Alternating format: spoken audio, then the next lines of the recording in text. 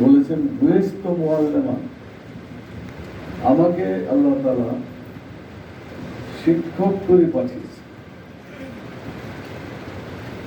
তিনি আরো বলেছেন বুয়েস্তনে উত্তীর্ণ মাকারিম আল আখলাক আও কামা ক্বালা রাসূলুল্লাহ সাল্লাল্লাহু আলাইহি ওয়াসাল্লাম, যে আমাকে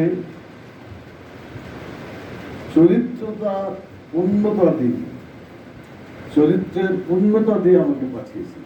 অর্থাৎ যত ভালো চরিত্র হওয়া দরকার সব ভালো চরিত্রের সমাহার ছিল মুহাম্মদ রাসূলুল্লাহ সাল্লাল্লাহু আলাইহি ওয়াসাল্লাম।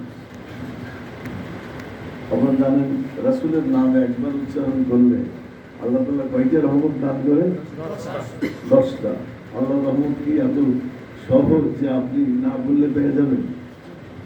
আর যদি নাম শোনার পরে না বলা হয় তাহলে কপাল পোড়া বলে উল্লেখ করা হয়।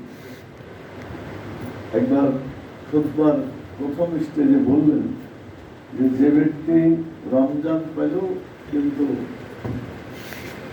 জাহান্নাম থেকে বাঁচতে পারলো না, জান্নাতে যেতে পারলো না, তার কপাল পোড়া।